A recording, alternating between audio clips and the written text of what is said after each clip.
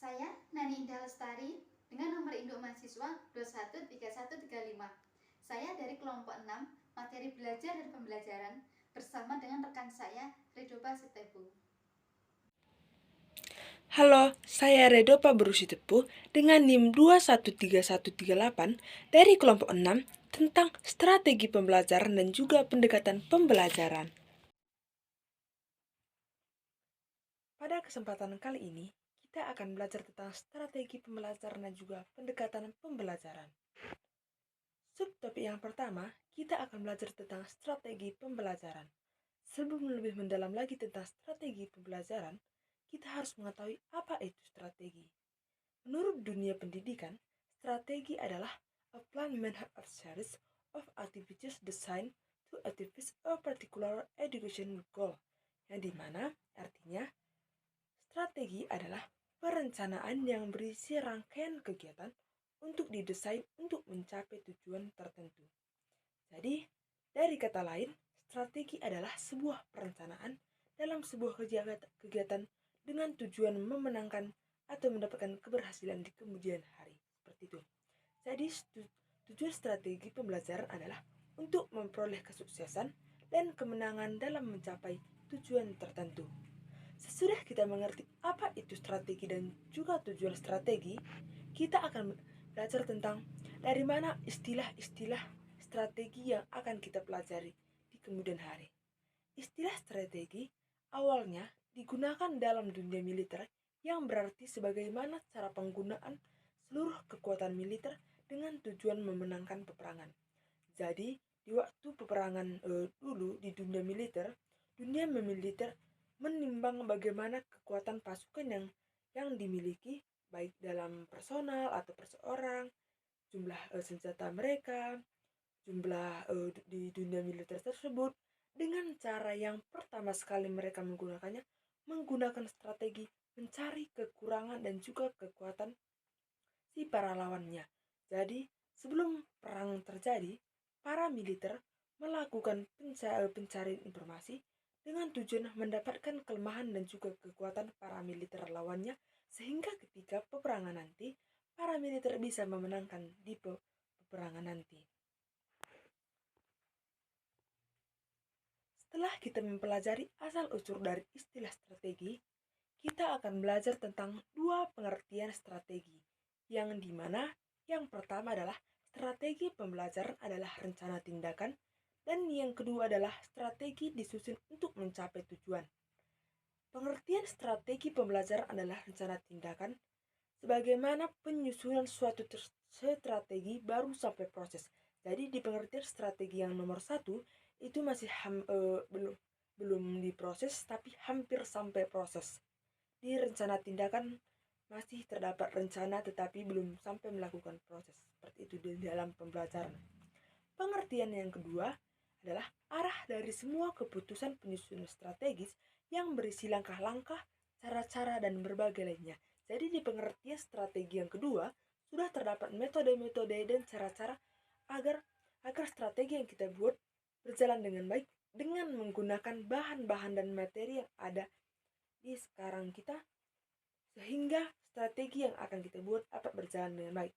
Jadi, sebelum kita melakukan strategi atau metode-metodenya, kita perlu dirumuskan dalam tujuan yang jelas sehingga memungkinkan peluang untuk kita melakukan strategi itu dengan mendapat peluang yang besar dalam keberhasilan.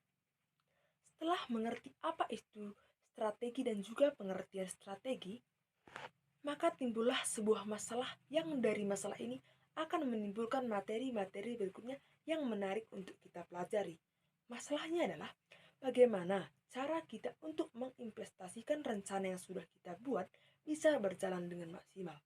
Dari masalah ini, timbullah istilah-istilah strategi yang membantu strategi untuk melanjutkan kegiatan strategi kita sehingga mendapatkan hasil dan peluang keberhasilan yang tinggi. Yang dimana istilah-istilah strategi ada 3. Yang pertama ada metode, yang kedua ada pendekatan, yang ketiga ada taktik atau teknik. Pengertian metode adalah metode digunakan untuk merealisasikan strategi yang telah ditetapkan.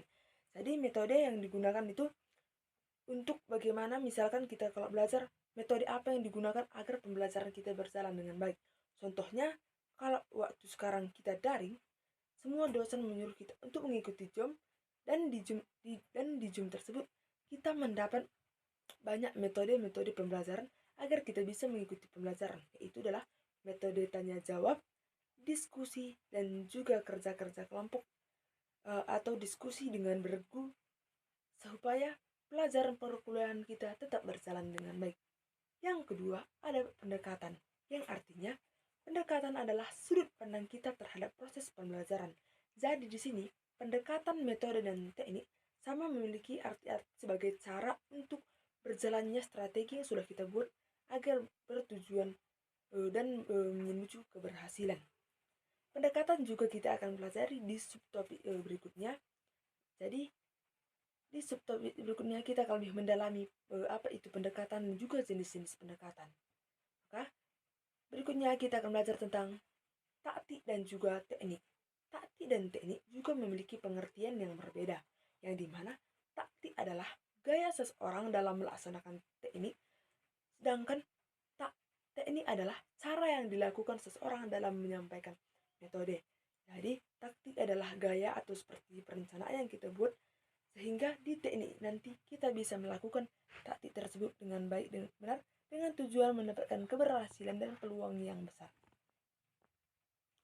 Berikutnya, kita akan belajar tentang 3 jenis-jenis strategi pembelajaran, di mana jenis-jenis strategi pembelajaran adalah strategi pembelajaran penemuan, strategi pembelajaran kelompok, dan strategi pembelajaran individual.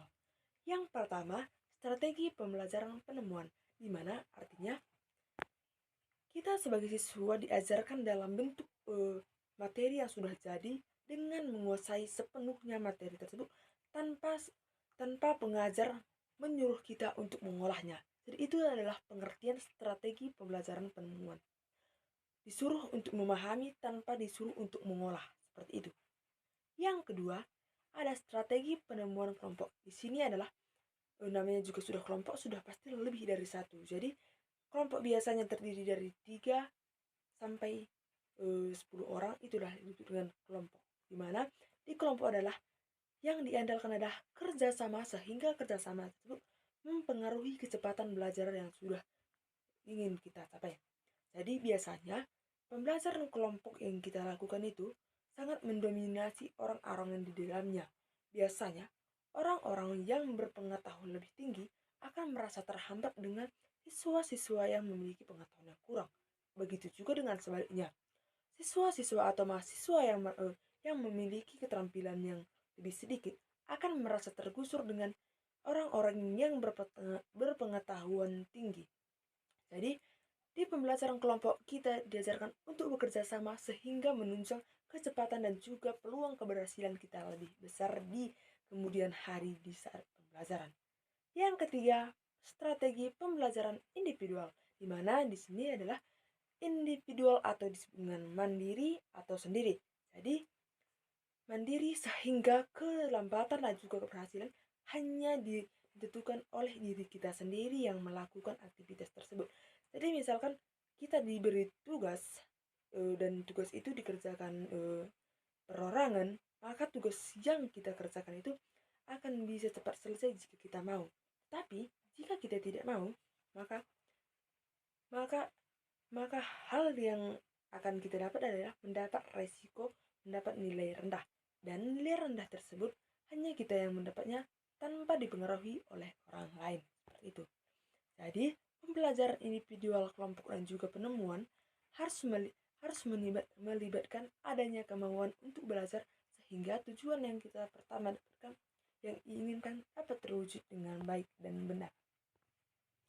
Setelah kita belajar tentang jenis-jenis strategi yang ada 3, sekarang kita juga akan belajar tentang 2 jenis-jenis strategi yang berdasarkan cara pengolahannya, yaitu adalah pembelajaran deduktif dan juga induktif. Di mana pembelajaran deduktif adalah mempelajari konsep dahulu baru kesimpulan. Di sini misalkan kita belajar jika membuat sebuah permasalahan, kita pertama sekali mencari masalah-masalah yang lebih mudah sehingga terakhir nanti mencari masalah-masalah yang agak konkret sehingga mendapatkan kesimpulan seperti itu. Dan pembelajaran yang induktif adalah sebalik dari kata deduktif yang dimana mencari yang mudah dulu sehingga yang khusus. Tetapi di pembelajaran induktif kita terlebih dahulu mencari hal-hal konkret, kemudian mencari hal-hal mudah. Jadi hal-hal yang besar terlebih dahulu yang kita cari sehingga kita menemukan hal-hal yang mudah nanti di kemudiannya. Setelah itu, kita akan belajar tentang apa-apa saja yang harus dipertimbangkan dalam memilih strategi atau kegiatan yang ingin kita buat di dalam sebuah pembelajaran. Hal-hal yang pertama yang harus kita pertimbangkan adalah satu, mempertimbangkan yang berhubungan dengan tujuan yang ingin kita capai. Jadi, apakah tujuan yang sudah kita buat sesuai dengan strategi atau rencana yang sudah kita buat? Jika menurut kita tujuan kita tidak sama dengan strategi atau rencana yang kita buat, alangkah baiknya jika kita mengubah strategi kita dalam mencapai tujuan yang ingin kita dapat. Yang kedua, mempertimbangkan yang berhubungan dengan materi. Jadi, jika kita sebagai pengajar, kita harus mempertimbangkan materi yang harus kita gunakan. Contohnya, kita menggunakan konsep, materi, atau metode seperti itu. Jadi harus kita mempertimbangkan materi-materi yang akan kita sampaikan. Yang ketiga, mempertimbangkan dari sudut siswa. Jika kita sebagai seorang pengajar, kita harus mempertimbangkan siapkah siswa yang kita ajar memiliki kemampuan kematangan dalam menguasai materi tersebut seperti itu. Apakah sesuai dengan minat atau bakat siswa atau melainkan tidak sama sekali termasuk dalam minat dan bakat juga siswa. Itu adalah hal yang harus kita pertimbangkan dalam memilih strategi pembelajaran. Yang keempat, ada mempertimbangkan kemampuan yang akan kita capai. Jika kemampuan kita tidak sanggup, alangkah baiknya kita mengurangi strategi yang memiliki kapasitas yang lebih tinggi dan melakukan kapasitas yang lebih rendah, karena kita juga sendiri mengetahui kemampuan kita sebatas mana mestinya, seperti itu. Baiklah, setelah kita mempelajari apa itu strategi, tujuan strategi, jenis-jenis strategi, dan juga jenis-jenis strategi berdasar pengolahan dan juga apa saja yang harus dipertimbangkan dalam memilih strategi, kita akan berlanjut ke subtopik kita yang berikutnya, di mana adalah tentang judul kita yang pertama, itu adalah pendekatan pembelajaran. Sebelum mendalam, apa sih itu pendekatan? Pendekatan pembelajaran adalah jalan yang akan kita tempuh dalam suatu pencapaian tertentu. Pendekatan juga memiliki jenis-jenis yang mempengaruhi dalam pembelajaran, yaitu terdapat ada 5. Yang pertama adalah pembelajaran konsep, yang kedua proses, pendekatan deduktif, induktif, dan pembelajaran ekspositori. Jadi mungkin ini di slide yang nomor 2 mungkin saya salah ketik. Itu sebetulnya adalah pendekatan proses, seperti itu. Maka marilah kita pelajari satu-satu. Yang pertama adalah pendekatan konsep. Pendekatan konsep adalah pendekatan yang secara langsung menjadikan konsep. Jadi di situ seorang pengajar menyajikan konsep secara langsung kepada siswa-siswa atau mahasiswanya, seperti itu. Yang kedua adalah pendekatan proses, yang dimana artinya pendekatan yang diberi kesempatan untuk ikut menghayati proses penemuan konsep. Jadi seorang dosen misalkan menjelaskan, dari mana konsep-konsep atau materi tersebut didapat, dan diberi kesempatan untuk mahasiswa untuk menanggap dan juga ikut dalam penemuan-penemuan yang dijelaskan oleh dosen, seperti itu. Pendekatan yang ketiga adalah pendekatan deduktif, di mana yang di strategi saat tadi sudah dijelaskan, yang berawal dari hal-hal yang mudah menjadi yang lebih khusus atau mencari kesimpulan. Yang keempat ada pendekatan induktif, yang dimana mencari hal-hal yang konkret dulu, baru mencari hal-hal yang mudah atau umum, seperti itu. Dan pendekatan yang terakhir adalah pendekatan ekspositori, di mana para pengajar berperan aktif dalam menyajikan bahan ajar dalam bentuk yang telah disajikan dengan matang. Jadi di sini dosen lebih berperan aktif, sedangkan mahasiswa atau siswa lebih berperan pasif dalam sebuah materi tersebut. Jadi di sini siswa itu lebih banyak mencerna, menyimak, dan merespon apa yang dikatakan para pengajar untuk yang diajar, seperti itu. Inilah materi-materi dari kelompok kami. Semoga apa yang menjadi Anda dengar dapat menambah pengetahuan dan wawasan kita semua. Sekian dan terima kasih.